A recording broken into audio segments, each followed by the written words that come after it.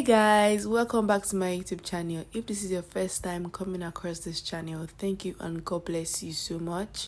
And if you're a returning subscriber, thank you for coming back to watch my videos. God bless you. In today's video, I'll be teaching us a tutorial on how to draft, cut and sew a trendy crop top and short skirt style, and these are just the materials we'll be using: a brown paper, marker, ruler, tape rule, and your French curve. So guys, I already indicated my starting line off camera. After indicating your starting line, the next thing we will be doing is to mark our neckline. So in this video, for the purpose of this video, I would be marking 3 inches in, just like I'm doing here. I'll be marking 3 inches in.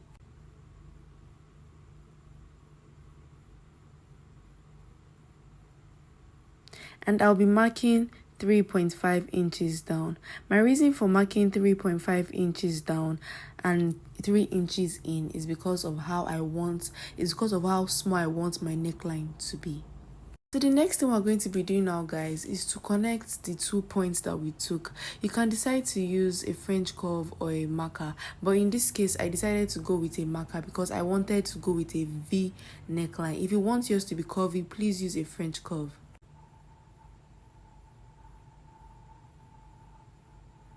After connecting the points of our neckline together, the next thing we're going to be doing is to mark a point for our shoulder on the starting line. My shoulder is 14, so I did 14 divided by 2. That was how I got 7. After marking it down, I came down by 1 inch to get my shoulder slope.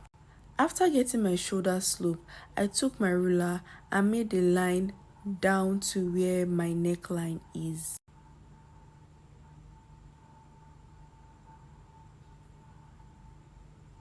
The next thing we're going to be doing now is to determine our bust point and also the length of our crop top. Remember, it's a crop top, so it doesn't have to be too long. The length I'll be going for is 17 inches. So right now, I'll be marking my bust point from the starting line. So go ahead and take your tape rule to mark your bust point from the starting line. My bust point is 9.5 inches.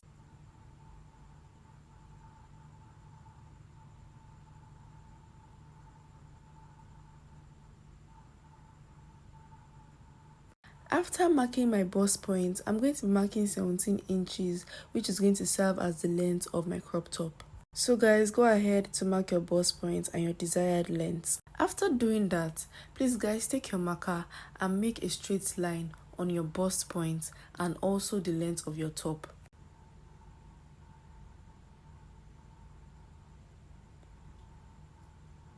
Please guys, when making the straight line, make sure it is straight.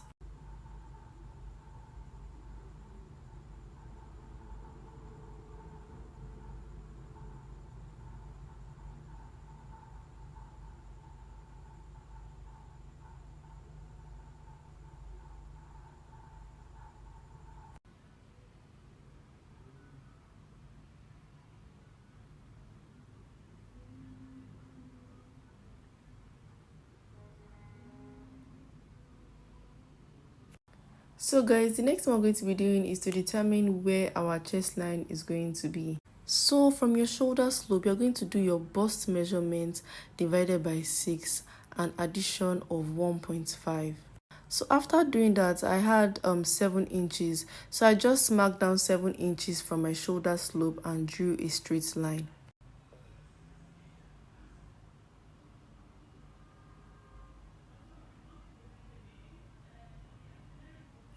From your shoulder slope, just draw a straight line down to meet your chest line. So guys, what we're going to be doing now is to determine how our armhole is going to be. So please now go ahead and take your tape rule. Once you take your tape rule, go ahead and measure what you have on this line. Once you know the number you have on that line, go ahead and divide it into 2. But here guys, I'm just folding my tape rule into 2 to determine where the middle is. You can do the same, or you can just divide that number into 2.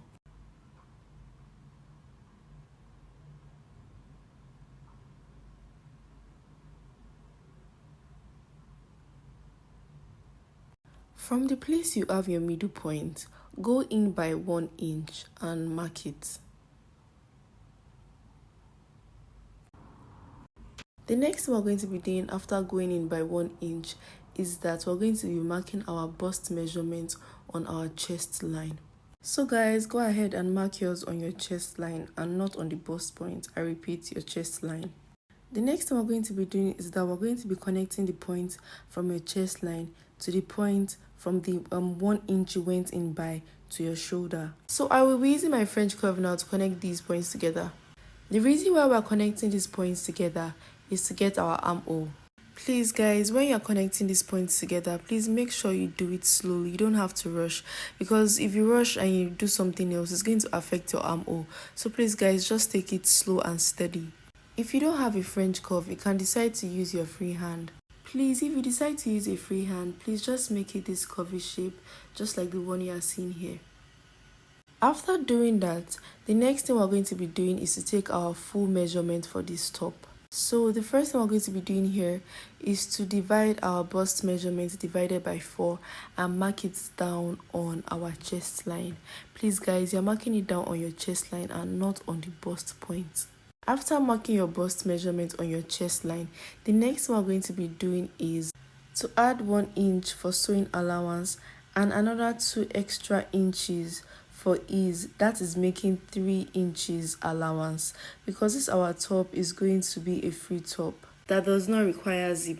The next thing we're going to be doing is to repeat the measurement you have on the chest line also on the length of the top. So that means all the measurement I did on the chest line, I'm going to repeat it on the length of the top. After doing that, I'm going to connect the points from the chest line to the length of the top. So guys, the next thing we're going to be doing now is to cut out our pattern. So please guys, go ahead and take your scissors and cut out your pattern. Please make sure you do not rush while cutting out your pattern, because if you rush, you're going to make a mistake.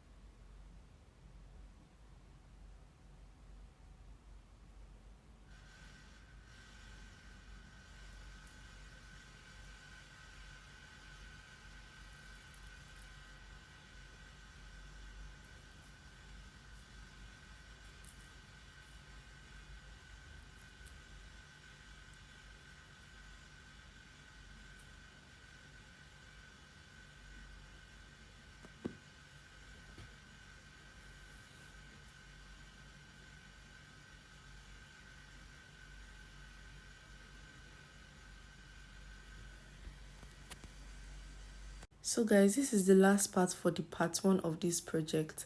So after cutting out my pattern, I just took my fabric and folded it into 4 and placed my pattern on top of it, and I cut out the exact shape I have on my pattern on the fabric. The reason why I folded my fabric into 4 is to have the same look for both the front and the back. So I'll be opening it up now for you guys to see. After opening it up, this is what I have. It is looking so beautiful already. And yeah, that's just it. So please guys, stay tuned for the part 2 of this project.